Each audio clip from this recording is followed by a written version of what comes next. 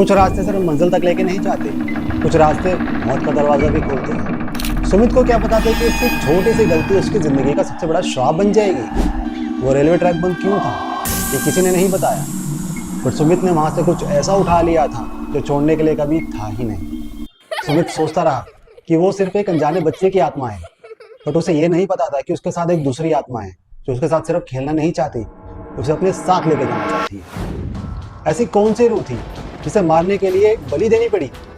आइए जानते हैं। ये रियल इंसिडेंट 2014 का है। सुमित यूपी में टीपी नगर में अपनी फैमिली के साथ रहता था, जिसमें उसकी मम्मी थी, पापा थे और एक छोटी बहन थी। सुमित के पापा एक ट्रक ड्राइवर थे। शाम को 4 बजे वो अपने काम पे निकल जाया करते थे, बट आने का टाइम उनका था सुबह का 4 से 5 बजे का, क्योंकि ट्रक ड्राइवर का काम ऐसा ही होता है। लोग ट्रक ड्राइवर से लगभग 15 से 16 घंटे की नौकरी करवाते हैं। सुमित जब भी अपने स्कूल से आया करता था, लगभग 6 से 6:30 बजे के बाद वो अपने पापा के लिए टिफ़िन लेके जाया करता था और टिफ़िन खाली करके फिर से दोबारा लेके आया करता था, क्योंकि अगले दिन दोबारा उसी टिफ़िन में उसे खाना लेके जाना पड़ता था। सुमित के पापा बहुत बिजी रहते थे, घर से जल्दी निकल जाया करते थे, लेट आना, कभी कभी वो इतने बिजी हो जाते थे कि घर ही नहीं आ पाते थे। टीपी नगर के पास ही एक ट्रांसपोर्टेशन डिपार्टमेंट में अपना ट्रक खड़ा करते थे और ज़्यादातर टाइम वहीं रहते थे। सुमित अक्सर टिफ़िन लाते टाइम उसी रेलवे स्टेशन के पास से गुजरता था। 2014 में वो स्टेशन पर आत्महत्या के केसेस बढ़ने के कारण उस स्टेशन को बंद कर दिया गया था और उसके ऊपर एक फ्लाईओवर बना दिया गया था। फिर भी लोग शॉर्टकट के लिए वहाँ से गुजरा करते थे। अब आगे बढ़ने से पहले हम थोड़ा सुमित के बारे में जान लेते हैं। सुमित को बचपन से ही एंटिटीज दिखती थी जो कभी कभी उसे घेर भी लेती थी। उसे एंटिटीज बहुत ज़्यादा महसूस हो जाया करती थी। उसके घर वालों की ये चीज़ पता थी कि उसे नक्षत्र काफ़ी वीक है, उसका ऑरा भी बहुत ज़्यादा वीक है, इसलिए उसके साथ ही इंसिडेंट हुआ करते हैं। मोहल्ले में ज़्यादा बदनामी ना हो, इसलिए उन्होंने एक अनाउंसमेंट कर दी थी कि सुमित के अंदर माता आती है। एक क्षण की बात है, सुमित उसी रेलवे स्टेशन वाले रास्ते से अपने पापा के लिए टिफ़िन लेके निकलता है। रेलवे स्टेशन का एरिया दोस्तों आपको पता ही होगा, ट्रैक, पटरी, फिर ट्रैक ऑल्टरनेटिव्स में लगे हुए होते हैं। वो अपनी साइकिल पे था। जाते टाइम तो अपने टिफ़िन को उसने संभाल लिया था, लेकिन आधे टाइम जब वो टिफ़िन लेके आ रहा था, पटरी क्रॉस करते टाइम अचानक से उसका बैलेंस बिगड़ा तो टिफ़िन गिर जाता है और उसमें से बचा हुआ खाना बिखर जाता है। सुमित पूरा टिफ़िन समेट कर पीछे वाले कैरियर पे बांधकर और वहाँ से निकल जाता। घर पहुँचते पहुँचते सुमित को महसूस होता है कि उसकी साइकिल तो भारी हो गई। रात के अराउंड 8:30-9 बज रहे होते हैं। वो थोड़ा आगे बढ़ता है, फिर रुक के साइकिल से उतरता और पीछे मुड़ के देखता है, इधर उधर नज़र मारता है। वो साइकिल के टायर भी चेक करता है। हवा बिल्कुल भरी होती है, फिर भी उसके चलाने में उसे दिक्कत क्यों हो रही है? सुमित कैसे न कैसे पैडल मारते हुए, घसीटते हुए अपनी साइकिल को अपने घर लेके आ ही जाता है। बट उसके दिमाग में एक क्वेश्चन घूम रहा था कि आखिर ऐसा क्यों हो रहा है मेरे साथ? क्या कोई अनजानी चीज़ मेरी साइकिल पे आके बैठ गई है?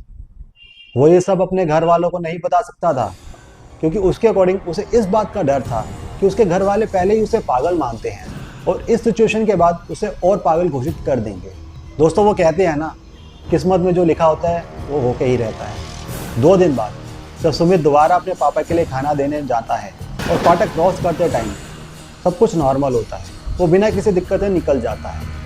समय लगभग 8:30-9 बजे का था, लेकिन वापस आते वक्त जैसे ही वो उसी फाटक को क्रॉस करता है, अचानक से टिफ़िन फिर गिर जाता है। टिफ़िन को समेट कर सुमित वापस अपने घर को निकल जाता है। दोबारा उसे वही चीज़ महसूस होती है कि उसकी साइकिल भारी हो गई है। वो ऑब्जर्व करता है, जो साइकिल वो नॉर्मली आराम से चला लेता था, लगभग उस पर 50 से 60 किलो का वज़न किसी ने रख दिया है। वो अपने घर में आता है और अपनी मम्मी को सब बता देता है। मम्मी मेरे साथ ऐसा हो रहा है, मुझे लग रहा है मेरे साथ कोई है। उसकी मम्मी ने उसकी इस बात पे बिलीव नहीं किया। मम्मी ने बोला, बेटा कुछ भी नहीं है, पूजा पाठ में ध्यान दे, तेरे साथ तो ये बचपन से हो रहा है, कुछ ना कुछ होता ही रहता है। जब वो घर में घुसा, उसने ऑब्जर्व किया कि पीछे पीछे उसके साथ कोई आ गया है। उसने पीछे मुड़ के देखा, कोई नहीं था। उसने खाना खाया। खाना खाने के बाद वो अपने कमरे में सो गया। सोते टाइम उसे ऐसा लगा कि उसके पीछे कोई है। उसने हाथ मार के देखा, पीछे कोई नहीं था। उसने पीछे पलट के देखा, तब भी कोई नहीं था। फिर नॉर्मली जब वो सीधा लेटा, तब वो देखता है कि उसके चारपाई के आगे उसके सामने एक छोटा बच्चा बैठा है। वो चिल्ला उठा, उस टाइम पे उसने अपनी मम्मी को बताया कि मम्मी मेरे साथ कोई दिक्कत हो रही है। उसकी मम्मी ने उसे शांत कर दिया। सुमित ने 2 रातें बड़ी मुश्किल से काटी, पर उसे ये नहीं पता था कि ये सिलसिला तो अभी शुरू ही हुआ है। जब भी वो टिफिन देने जाता, हमेशा उसे महसूस होता कि उसकी साइकिल पे कोई ना कोई बैठा हुआ है।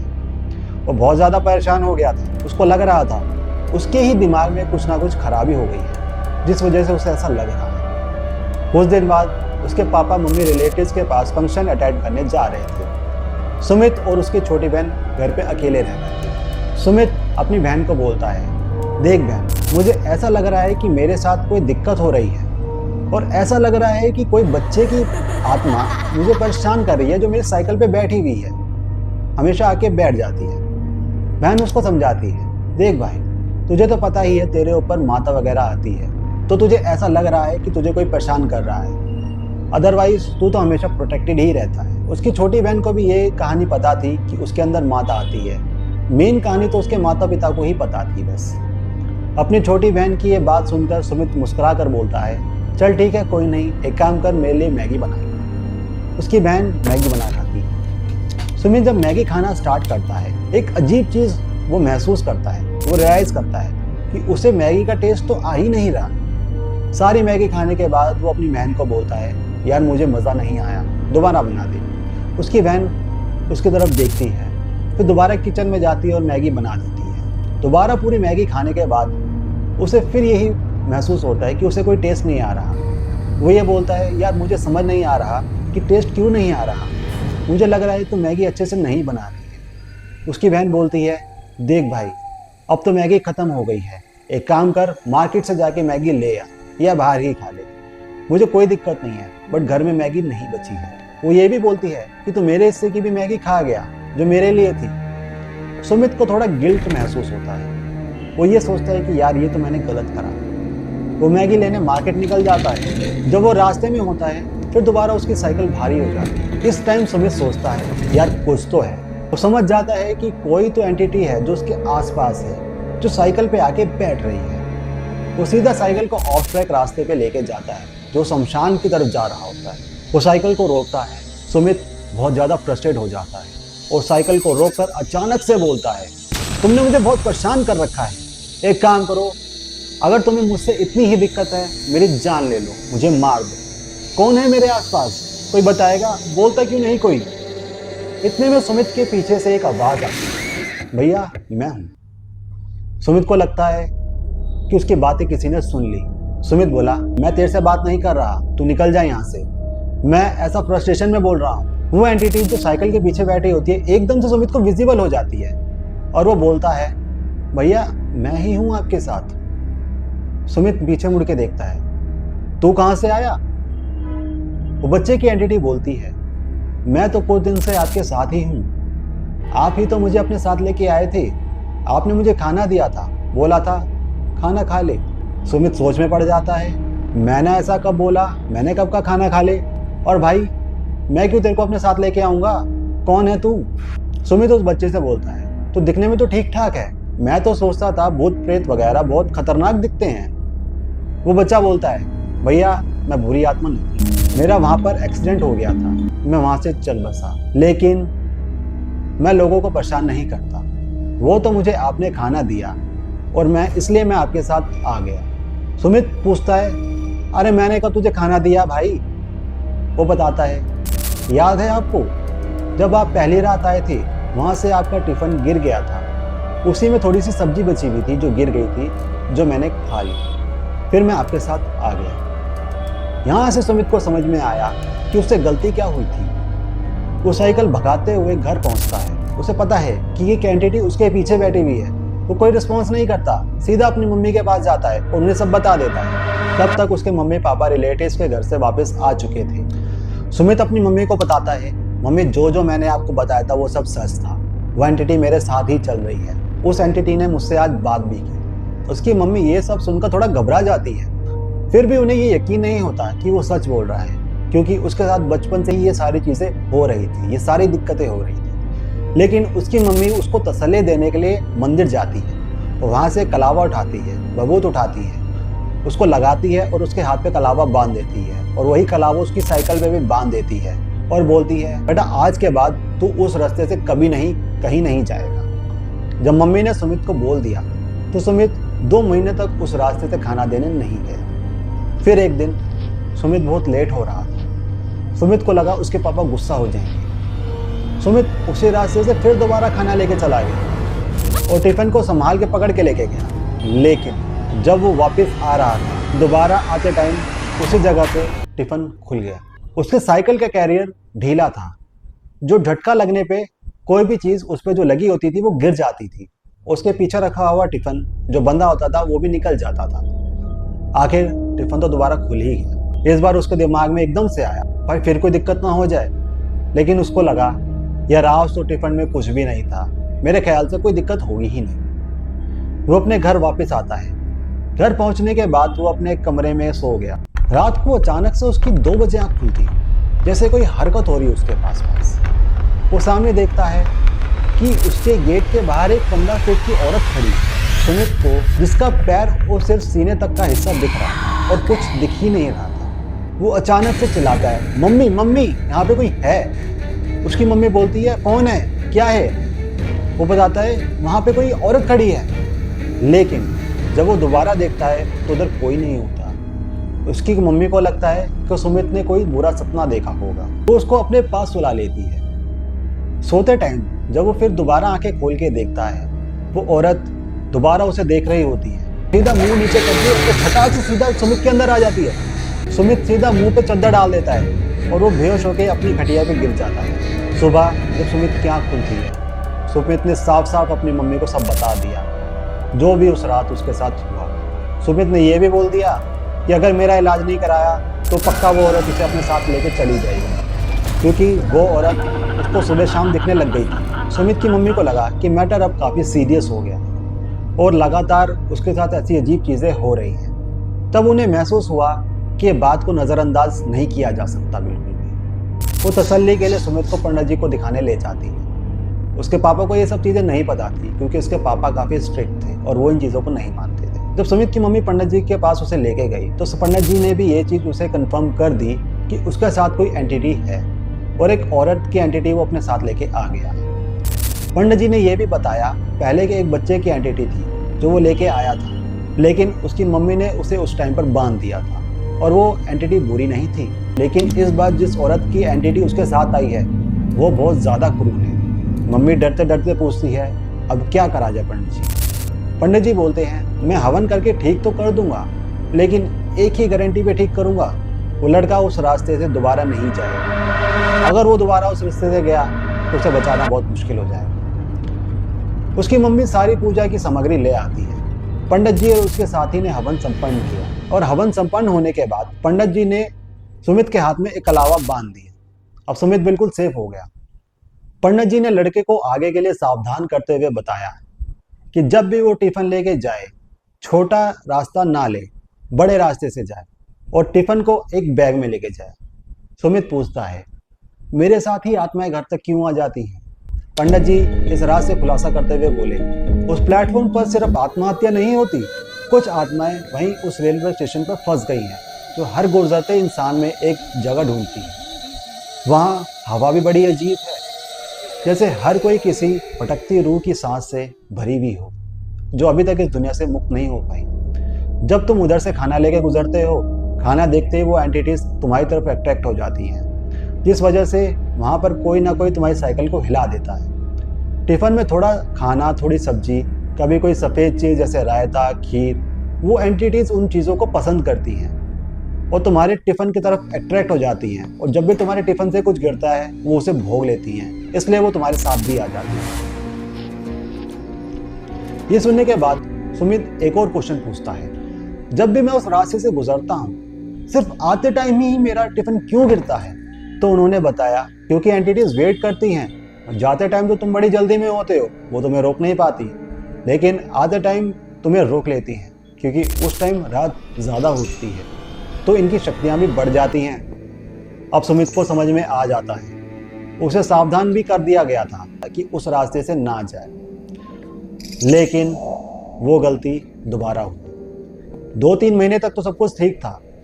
एक रात सुमित लॉन्ग रूट से जा रहा था और उस रास्ते पे जाम लगा हुआ था। उसे फिक्र हुई अपने पापा की कि मेरे पापा टाइम से खाना नहीं खाएंगे तो उन्हें दिक्कत हो जाएगी। उस टाइम पे उसने अपना दिमाग लगाया, आज तो उतर के साइकिल लेके जाऊंगा, अगर शॉर्टकट रास्ते से लेके जाऊंगा तो, और टिफिन को बिल्कुल गिरने ही नहीं दूँ। फिर वो उसी शॉर्टकट रास्ते से निकल जाता है। दोस्तों, इसे किस्मत नहीं कहेंगे तो और क्या कहेंगे। एक बाइक वाला उसी पटरी से रास्ते से जा रहा था और अचानक से उसका संतुलन बिगड़ गया। संतुलन बिगड़ने से बाइक के सामने आते सुमित की साइकिल से वो टकरा गया और दोबारा सुमित का टिफिन गिर गया। 2 रोटी टिफिन से बाहर निकल गई थी, क्योंकि इस बार टिफिन जाते टाइम गिरा था, आते टाइम नहीं। तो उसने फटाफट रोटी उठाई, अपना टिफिन बांधा और वो वहां से निकल गया। उस नादान ने ये सोचा कि पंडित जी ने तो बोला था आते टाइम गिरेगा तो दिक्कत होगी, तो चलो कोई नहीं, इस बार तो जाते टाइम गिराए, कोई दिक्कत नहीं होगी। वो सीधा अपने पापा के पास निकल गया। वापस आते समय उसको डर था कि कोई गलती ना होगी। उसके दिमाग में पंडित जी की कही बात चल रही थी कि आते टाइम ही ऐसी दिक्कत होती है, जाते टाइम तो कोई दिक्कत होती नहीं। अब वो डरते डरते वापस आ रहा था कि आज भी साइकिल भारी ना हो जाए। वो इस बार घर बिना किसी कोई दिक्कत के आ गया था। उसने सोचा यार आज तो कोई दिक्कत नहीं हुई, चलो ठीक हो गया मैं, मतलब शायद पंडित जी ने जो बोला था वो सब सही था। वो उस रात तसल्ली से सो गया। रात को भी उसे कोई दिक्कत नहीं महसूस हुई, ना कुछ महसूस हुआ, सब कुछ सही हो रहा था। अगले दिन जब वो उठा, वो क्या देखता है, पापा ने छुट्टी ले रखी है। वो टाइम से आज घर भी आ गए, वो बहुत सारा सामान भी लाए हैं उन लोगों के लिए। बहुत टाइम बाद पापा को छुट्टी मिली थी। उस दिन वो घूमने फिरने निकल जाता है। जब वो शाम को वापस आता है तो वो देखता है पापा सामने वाले पेड़ के नीचे आराम से अपनी खाट पर सो रहे हैं और मम्मी भी उनके पास खड़ी है। वो घर में घुसता है, लेकिन मम्मी तो किचन में थी, तो बाहर कौन है? वो जाके बाहर देखता है, वही औरत की एंटिटी मम्मी का रूप लेके खड़ी थी और वो लंबी भी हो गई थी और सुमित को ही देखकर मुस्कुरा रही थी। वो भागे भागे अंदर आके चिल्लाया, पापा के साथ कोई है, पापा के साथ कोई है, जल्दी चलो। वो जाके देखते हैं, उधर कोई नहीं था, लेकिन इस बार कुछ अलग हुआ। अब जो परेशानी सुमित झेलता रहा था, अब वही परेशानी उसके पापा के साथ शुरू हो गई। अब रात को उसके पापा चिल्लाते, मेरे को कोई दिख रहा है, मुझे कोई दिख रहा है, कौन है, क्या है? 2-3 दिन तक तो उन्होंने किसी को कुछ नहीं बताया, लेकिन 2 रातों में उसके पापा का जीना हराम हो गया था। लगभग जब भी वो उठते उनके कपड़े तक गंदे हो जाते थे। उस एंटिटी ने उन्हें इतना ज़्यादा परेशान कर दिया था, इतना ज़्यादा टॉर्चर कर दिया था कि थक हार कर उन्हें सब कुछ सुमित की मम्मी को बताना पड़ा।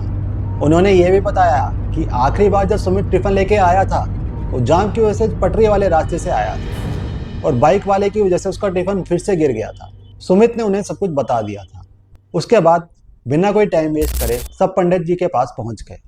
पंडित जी ने देखते ही बता दिया, तुम तो उस औरत को मेरे यहाँ भी लेके आ गए। पंडित जी ने मंत्रों से उस एंटिटी को बाहर निकाल दिया और अपनी दिव्य दृष्टि से देखा कि जब वो खाना लेके जा रहा था तो वहां से जो रोटी गिरी थी उस एंटिटी ने उसे भोग लिया था और वही रोटी उसके पापा ने भी खा ली थी। तो पापा के साथ वो एंटिटी उनके घर तक आ गई। पंडित जी ने कहा कि इस एंटिटी को मैं बस रोक सकता हूँ, हटा नहीं सकता, ये काम मेरे गुरुजी ही कर सकते हैं। पंडित जी सबको अपने गुरुजी के पास ले गए जो एक तांत्रिक थे और उन्हें सब बताया। इसके बाद तांत्रिक ने बिना कोई देरी करे पापा का ट्रीटमेंट शुरू कर दिया। लगातार 7 दिन तक उन्होंने मंत्रों का उच्चारण किया, लेकिन हर रात पापा की तबीयत और खराब होती जा रही थी।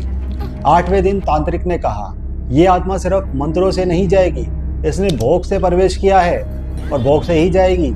एक विशेष रात तय की गई, अमावस्या की रात, जो सबसे गहरी और अंधेरी होती है। उस रात एक थाली में रोटी, एक मिर्ची और कलश जल से भरा हुआ रखा गया। पापा को बीच में बैठाया गया। तांत्रिक ने कहा, ये आत्मा तभी जाएगी जब इसे वही रोटी वापस मिलेगी, लेकिन इस बार किसी और प्राणी के साथ। सब समझ गए कि एक कुर्बानी देनी पड़ेगी। एक काली बकरी मंगवाई गई, लाल आंखों वाली, जिसे गांव के लोग छाया वाली बकरी भी कहते हैं, क्योंकि कहते हैं उस पर पहले से ही कोई साया है। क्रिया शुरू की गई, हवा का रुख एकदम बदल गया। बकरी को वो रोटी खिलाई गई। तांत्रिक ने मंत्रों का उच्चारण शुरू किया। मंत्र जैसे जैसे तेज हो रहे थे, बकरी इस तरह चिल्लाने लगी जैसे उसके अंदर कुछ घुस रहा। बकरी की आंखें बिल्कुल सफेद हो गई। तभी तांत्रिक ने कहा, वक्त आ गया है, इस बकरी के खून से ही उस रोटी का रास्ता बंद करना पड़ेगा। और एक छुरी ली काले लोहे की और उसके गले पे छेद दी। बकरी की चीख ऐसे गूंजी जैसे जंगल तक कोई आखिरी पुकार पहुंची। हवा एकदम रुक गई। तांत्रिक की झोपड़ी में एक शोर गूंजा, मैं दोबारा लौटूं। पापा बेहोश हो गए, लेकिन जैसे ही उनकी आंख खुली उन्हें ऐसा लगा कि सब कुछ ठीक हो गया। उन्होंने चैन की सांस ली। तांत्रिक ने हवन की राख, खून और रोटी का टुकड़ा एक मटके में डाल दिया और कहा, इसे कभी नहीं खोलना, इसमें बंद है उस आत्मा की भूख। लेकिन याद रखना, भूख सिर्फ सोती है, मरती नहीं। कुछ दिन तक पूरा परिवार घर के बाहर निकला ही नहीं। उनके हालात अब बिल्कुल ठीक हो गए थे। उनके पापा भी बिल्कुल ठीक हो गए थे, लेकिन अब वो वहाँ से शिफ्ट हो गए थे, कहीं और चले गए थे। दोस्तों, इस तरह की घटनाएं किसी के साथ भी हो सकती हैं। हम कैसे अपने आप को और अपने परिवार को इन चीज़ों से बचा सकते हैं और दूर रख सकते हैं, चलिए कुछ पॉइंट्स पे डिस्कस करते हैं। हॉन्टेड या अबैंडन्ड जगहों से कभी कोई चीज़ ना उठाओ, चाहे वो कोई खिलौना हो, लॉक हो, चेन हो या कुछ भी हो। बिना जाने उधर से कुछ भी मत उठाओ। रात को अकेले कभी किसी अनजाने ट्रैक, रास्ते या जंगल या सुनसान रास्ते से कभी मत निकलो। ये जगह अक्सर पैरानॉर्मल एक्टिविटीज़ के साथ जुड़ी हुई होती है और ना जाने कौन सी आत्माएं वहाँ भटक रही हैं। अगर किसी बच्चे या अनजाने आत्मा की आवाज़ आपको सुनाई दे तो उसे पीछे मुड़ के ना देखें या कभी उनकी मदद ना करें। बुराई अक्सर मनुष्यत के रूप में ही आती है। और आखिर में एक सबसे इम्पोर्टेंट बात, पुरानी या श्रापित जगहों का कभी मजाक ना उड़ाओ। हमेशा उनकी रिस्पेक्ट करनी चाहिए। जो चीज़ों को आप जानते नहीं या जिन पे बिलीव नहीं करते, उनका कभी मजाक नहीं उड़ाना चाहिए। आई होप आपको ये वीडियो अच्छी लगी होगी। अपने दोस्तों के साथ इस वीडियो को शेयर करें जिन्हें आप सतर्क करना चाहते हैं। अगर आपके पास भी कोई भी रियल इंसिडेंट हो जिसे आप अपना शेयर करना चाहते हो या किसी इंसिडेंट का आप हिस्सा बने हो जो आप सबको बताना चाहते हो, हमसे शेयर करना चाहते हो, आप हमें इंस्टाग्राम पे डायरेक्ट DM करें या ईमेल पे अपनी स्टोरी हमें सेंड करें। मेरा नाम है करण। चलिए मिलते हैं नेक्स्ट वीडियो में।